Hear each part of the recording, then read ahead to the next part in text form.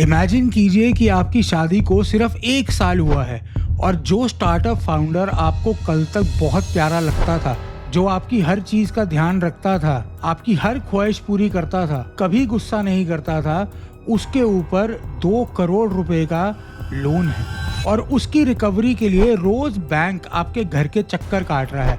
आपकी लाइफ की पूरी सेविंग्स, आपकी फैमिली की इज्जत, आपकी फैमिली की सेविंग्स, हर चीज उस लड़के का लोन चुकाने में घुस चुके हैं और आप ऐसे दलदल में फंस चुके हैं जिससे निकलने का रास्ता आपको दिख ही नहीं रहा। ये किसी मूवी की बदकिस्मत कहानी नहीं है, ये रियल लाइफ केस है एक कॉर्पोरेट एम्प्लॉय प्रिया का। नाम ऑब्वियसली मैंने चेंज कर दिया है। प्रिया ने शादी से पहले कुछ साइंस तो देखे थे, but may B he is just in a struggling phase कहकर छोड़ दिया और उसने सोचा कि आजकल तो हर रिश्ते में ऐसा कुछ ना कुछ दिख रहा है, कोई बात नहीं, लड़का अच्छा है। और अगर आपको लग रहा है कि आप सेफ जोन में हो तो इस वीडियो के 10 पॉइंट्स आपको साइकोलॉजिकल और इमोशनल रेड फ्लैग्स दिखाएंगे लड़कों में, जो कि आपको बिल्कुल अवॉइड नहीं करने। अगर आपने ये अवॉइड करे तो आपकी लाइफ की सफरिंग बहुत बढ़ जाएगी। As a professional matchmaker, marriage consultant and someone who's been in the wedding industry for over a decade, I have come across a lot of cases where ignoring these red flags have made lives miserable for women. So let's just dive into the deep analysis of these points जिस पे आपको हर मर्द को check करना है। आपने एक लड़का शॉर्टलिस्ट करा, द लड़का looks very good, both of you look amazing as a couple. लड़का शीशे के सामने बहुत ज्यादा टाइम स्पेंड करता है, he spends a lot of money on his clothes, on shopping, on perfumes, inside a gym जहां वो अपनी बॉडी का बहुत ध्यान रखता है। This is a red flag. जो आदमी पैसा कमाने से ज्यादा अपनी सुंदरता पे ध्यान देता है is a definite red flag. I'll give you a very simple example, आप सब जानते होंगे इसको। There is a certain Greek god in our Bollywood industry. He used to be married, he has children as well. पर क्या हुआ फिर? Someone who takes care of himself too much, even more than you, is a narcissistic F-boy. और इसी narcissistic tendencies की वजह से their entire world revolves around them. They have zero emotional intelligence and zero emotional question. उनको फर्क ही नहीं पड़ता कि आप क्या महसूस करते हो या आपके घर वाले आसपास क्या महसूस कर रहे हैं। उसको सिर्फ अपने से मतलब है। मेरी चीज़ें टाइम से होनी चाहिए, मुझे जिम जाना है तो नाश्ता ढंग से मिलना चाहिए, प्रोटीन शेक ढंग से मिलना चाहिए, मेरे कपड़े प्रॉपर्ली प्रेस्ड होने चाहिए। You are just a tool for his life to live by. देखो, बहुत कड़वा लगेगा जो मैं बोल रहा हूँ, पर ये सच है। आज अगर आप इसको नहीं देख रहे हो और ये ट्रेट्स अपने होने वाले हस्बैंड में या किसी बॉयफ्रेंड में भी देखते हो तो ये बहुत बड़ा रेड फ्लैग है।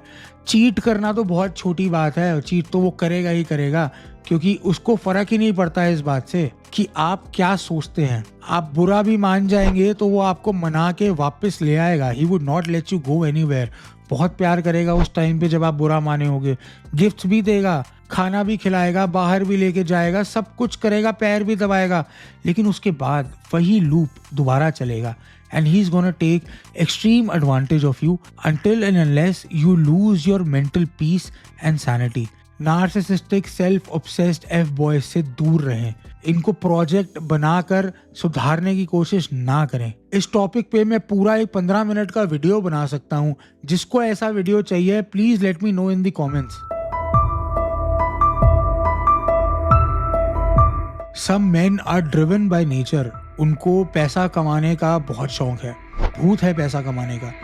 बट कभी कभी इस सिनारियो में लोग कर्जे में भी चले जाते हैं। If someone is not transparent to you about their finances right before you get married, तो उससे शादी मत कीजिए। This is a definite red flag.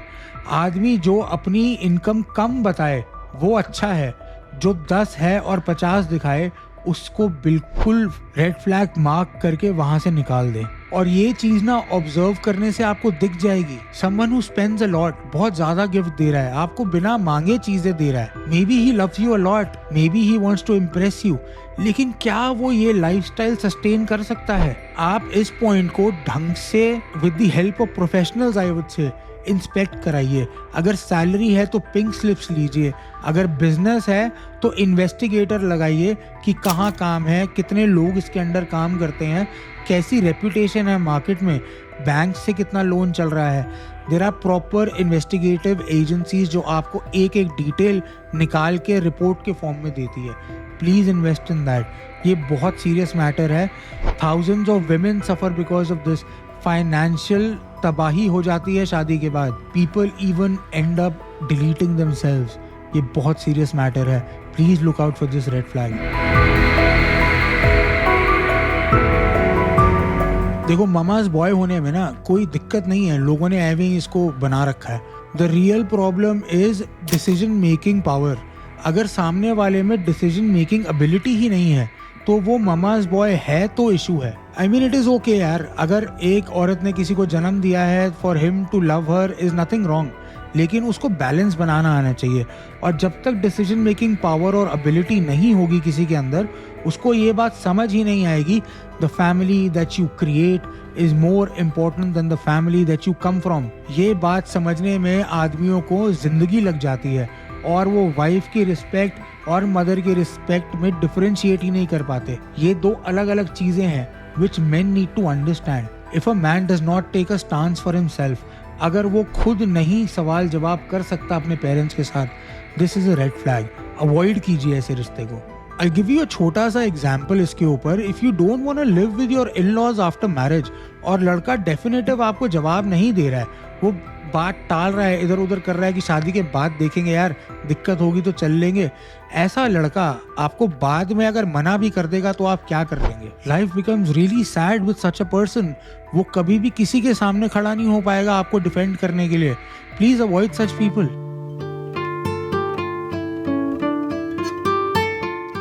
This is a very serious issue, love bombing and isolation. आपको पहले 2-3 महीने में इतना प्यार करेगा वो लड़का, आपको गिफ्ट्स देगा, आपको बाहर लेके जाएगा, he is gonna spend so much energy on you. आपको लगेगा कि यार इसके लिए तो मैं ही सब कुछ हूँ। और जैसे ही यू फॉल फॉर हिम, वो आपको लोगों से आइसोलेट करना शुरू कर देगा, from your family, from your support group. ये एक मेंटल टैक्टिक है to control you. You know, dialogues like कि तुम उस दोस्त से क्यों मिलती हो, वो आपके लिए अच्छी नहीं है, मैं क्या कम पड़ जाता हूँ, do not speak to this person, do not speak to that person.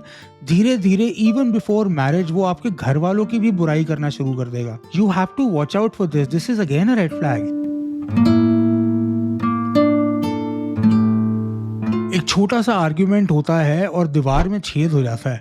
ऐसा होता नहीं है, हाथ ही टूटता है, पर लड़कियों को बहुत अच्छे लगते हैं ऐसे टॉक्सिक लड़के जो दीवार को पंचिंग बैग बना लेते हैं। मूवीज ने सिखाया है ना, गुस्सा लड़के से कंट्रोल नहीं होता क्योंकि वो आपसे बहुत प्यार करता है।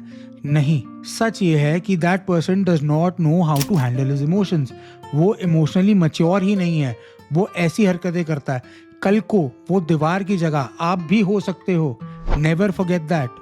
ये क्लासिक अब्यूजिव पैटर्न है। I have seen this in a lot of cases. हमारी कंसल्टेशन में सेकंड मैरिज के लिए मेरे पास बहुत ऐसे केसेस आते हैं जिसमें ये पैटर्न लड़कियों ने पहले देखा होता है and they are completely traumatized because of that.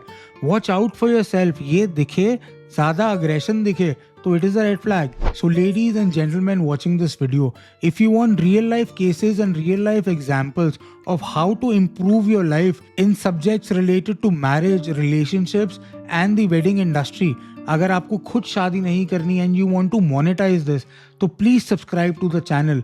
I am a professional and I have a decade of experience in the wedding industry and matchmaking business. आपको यहाँ पे real world insights मिलते हैं. Thank you for following and let's continue with the video. Another important point to consider is misogyny and traditional values. शादी से पहले a lot of men would pretend to be very open-minded and उनको फर्क नहीं पड़ता इन चीज़ों से. But as soon as you get married to them, एक बहुत छोटा सा practical example बताता हूँ आपको. If you're working somewhere और घर आप आ रहे हो same time पे as the man is coming home, but you are expected to do everything in the house. आप घर में खाना भी बनाएंगे, you will have to take care of the cleanliness as well. बर्तन भी, ये भी, वो भी, हर चीज आपको करनी पड़ेगी. Whereas the other person could easily keep a help लेकिन अगर हेल्प रख लेंगे तो माँ बाप को हाथ का खाना सिर्फ बहू का पसंद है, काम वाले के हाथ का खाना वो नहीं खाएंगे. There'll be multiple reasons. It could even go further where you laugh too much. आप बहुत openly लोगों से बात करते हो, मत करो. You're wearing this dress, इसमें ये दिख रहा है, ये मत पहनो. ठीक है, थोड़ा conservative dressing is important in family gatherings, which is absolutely okay. According to whatever your family feels like. आम बात है कि किसी महिला की जॉब छुड़वा देना just to take care of the घर का responsibilities. So understand this fact and please see this as a red flag. नहीं तो कल को शादी के बाद बहुत प्रॉब्लम होगी आपको एडजस्ट करने में. तुमने ना इंस्टाग्राम पे उस आदमी का वो कमेंट लाइक क्यों करा, उसकी पोस्ट पे कमेंट क्यों करा, और तुम ऑफिस की ट्रिप पे जा रही हो पर वहां पे तो मेल कॉलीग्स भी होंगे, तो how can you go alone. Women love possessive nature. उनको लगता है कि ये बहुत ज़्यादा प्यार है, सिक्योरिटी है, ये आदमी मेरी बहुत ज़्यादा केयर करता है.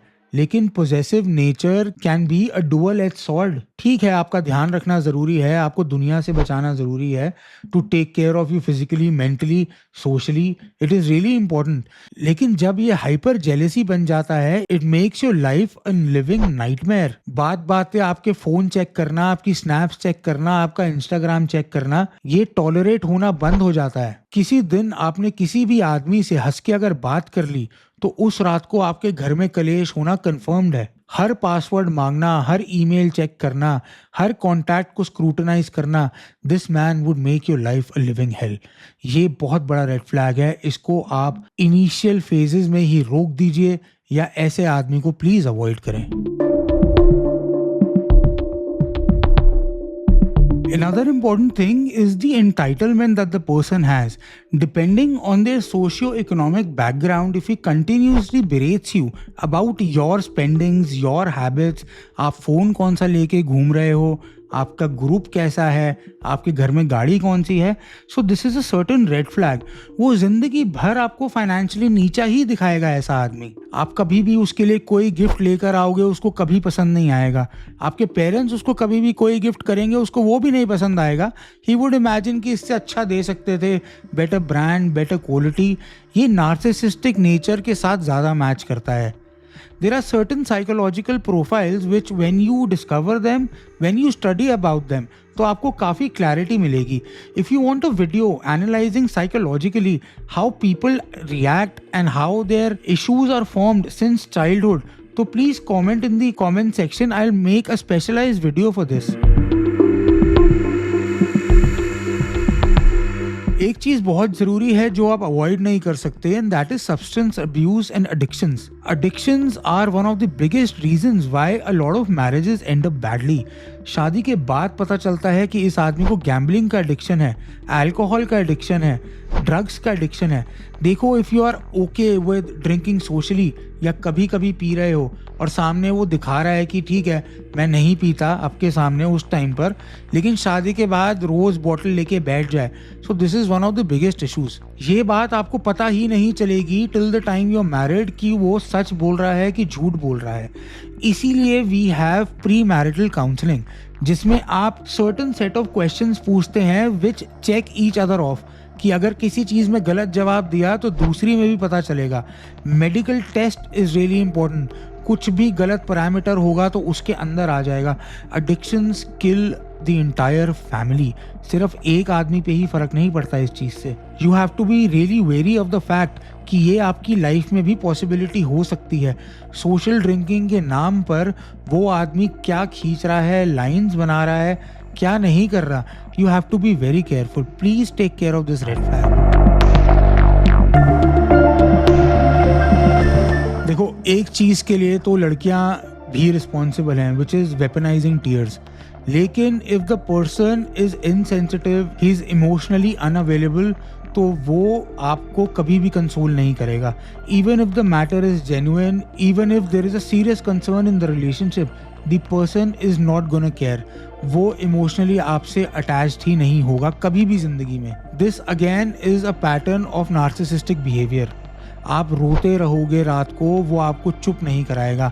आप लड़ाई करोगे, वो आपको मनाने नहीं आएगा। You will be the only one जो हर बारी जाके सॉरी बोलोगे और मैटर को रिज़ॉल्व करने की कोशिश करोगे। The person would not care कि यार ये छोड़ के जाती है तो जाए, फ़र्क ही नहीं पड़ेगा। तो जितने भी आपके लाइफ़ के इनपुट्स होंगे, जो भी इमोशनल इन्वेस्टमेंट्स होंगी, सब ज़ीरो हो जाएँगी। Please take care of this red flag. अगर कोई आदमी सोशली आपकी बेइज्जती करता है, लोगों के सामने आपको सार्कास्टिक कमेंट्स पास करता है, and because of that comment you are a laughing stock of the entire crowd, आपके कजन्स के सामने, आपके पेरेंट्स के सामने, अपने दोस्तों के आगे, this is a sure red flags. अगर वो आपकी बाउंड्रीज को रिस्पेक्ट नहीं करता, both physical and mental, that is again a red flag. वो तो बहुत आराम से बोल देगा कि यार you can not even take a joke, लेकिन वो जोक जो है वो आपकी सेल्फ रिस्पेक्ट को हार्म कर रहा है। देखो, I have seen thousands of marriages, लेकिन शादियों में जो कपल के बीच में एक्सेप्टेबल लिमिट है, वो फिजिकल वायलेंस तक भी जाती है। दे आर हैप्पी, लेकिन कभी कभी हाथ एक दूसरे पर भी उठा देते हैं।